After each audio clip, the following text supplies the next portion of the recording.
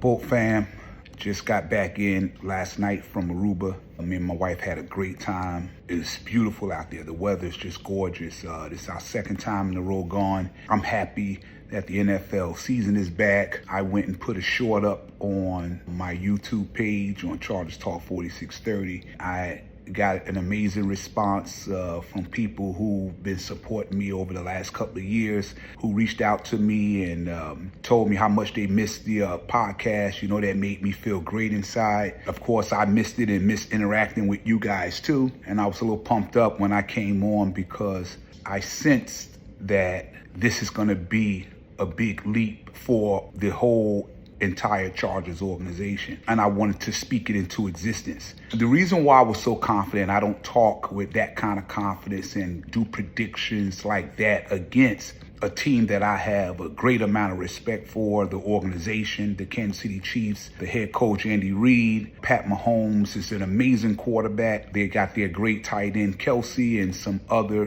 pieces they have there. And they just overall been, over the last 5 years, probably the winningest organization in football.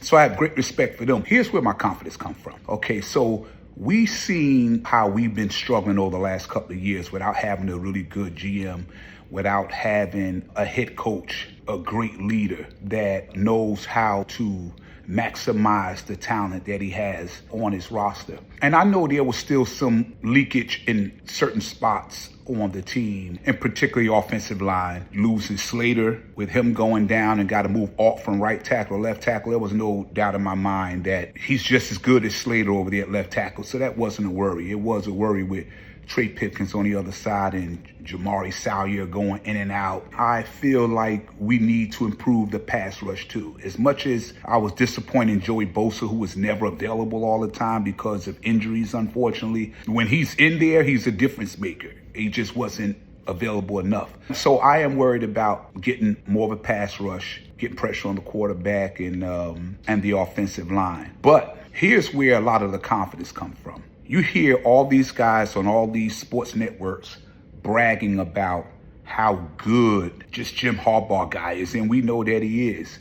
We know that he's played 16, 17 years in the National Football League as a quarterback. We know he's had a hell of a coaching career. We know what he did when he went to the 49ers when they was 5-11 and he turned them around and they were in the Super Bowl the next season. We know what he did with the Toreros when he was there. We know what he did with Michigan. We hear people on TV constantly all the time telling you about his accomplishments and what he's done everywhere he's went, how he's turned programs around immediately. And so then you come over to the Chargers and everybody is still saying, I don't know, maybe last. Oh, Denver's better. We know Kansas City is at the top and we put Denver there, and then it's a fight between the Raiders and the Chargers. And I'm saying, so what happened to all this aura about Jim Harbaugh? Jim Harbaugh is everything that everybody been saying that he was for years, in terms of being a hell of a coach, a hell of a communicator, a hell of a teacher, maximizing the talents of every individual, then bringing in Jesse Minter to install the defense that he had with Michigan. This is the year his team made that big jump. Everybody seemed to have forgotten all the things that they talk about Harbaugh and the way they frame things about Harbaugh. They know he's a great teacher. They know he's a great leader. They know he's a great motivator. And they know he's won everywhere he's went. And yet they kind of backpedal when he come to the Chargers. All the stuff that Quentin Johnston went through, everybody's yelling and screaming, get him out of here. He has no hands. That is just so much criticism all the time. But that's fans. Those coaches don't do that. Those coaches know who those guys are and what they could do. They never listen to the outside noise. How big was Quentin Johnston against the Chiefs Friday night? He don't have the pressure of being a first-round pick anymore with Ladd McConkey playing at a high level, where you have Keenan Allen, one of the best receivers and best route runners in the National Football League. He don't have to be that. Now you got Trey Harris. You got KLS. A lot of pressure's off Quentin Johnston. Quentin Johnston had a good year last year that he's never was given a lot of credit for. So what? He dropped a couple of passes. Keenan dropped 2 the other night. We're not going crazy. You know, Quarterback's going to throw picks sometime. Running back's going to fumble sometime. Receivers are going to drop passes sometime. Linebackers and defensive linemen going to miss the sack sometime when they get there in the backfield. It happens. It's football. As long as you make more plays than you don't. Did you notice Zion and Bradley Bozeman was picking up stunts? We seen them struggle big time with that last year. They didn't struggle. One of the biggest things I love about this whole thing with what we're seeing right now is Justin Herbert has silenced, at least for this week, a lot of his doubters and the critics, because they always criticize him saying he don't do anything in the big moments. In big moments, in big games. Well, this was a big game with the world watching 17 million, playing against one of the winningest organizations over the last 5 years in the National Football League, against Pat Mahomes, who everybody has labeled him as the new GOAT. The knowledge of the great Andy Reid as leading the way as the head coach. I think Jim Harbaugh outcoached Andy Reid. And I think every time the Chiefs tried to make a move, Justin Herbert responded. Not the running game, they responded. And I love what I saw with Greg Roman. He was attacking, attack, which is what I always wanted. What we saw from Herbert, I don't care what people on the outside say, what we saw from Herbert, that's what we always seen from Herbert. That's who he's always been. He never left. It's just that people are now starting to pay attention, and especially now that Harbaugh is there. But this has always been Justin Herbert. And when he absolutely had to make a play in crunch time, game on the line, because if he get that ball back, we know Mahomes still can create magic. And I believe it was 3rd and 16. And this guy got out the back door after Chris Jones did some kind of spin move to the inside. And he recognized it was a move to the inside instead of him cutting the outside off, and Justin took advantage of that. You see him running more. You see him more decisive with his runs.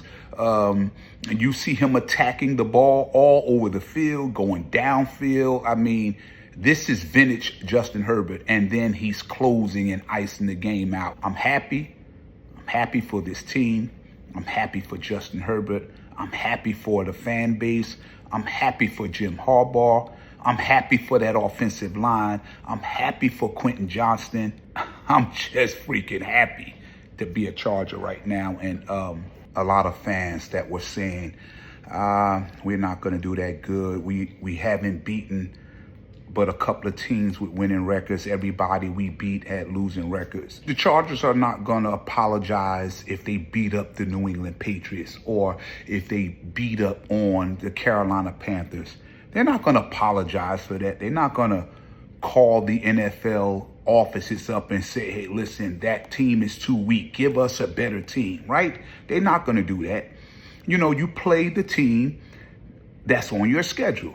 I get the point they were trying to make. The Chargers are a good team. Nobody goes out there on purpose to lose, right?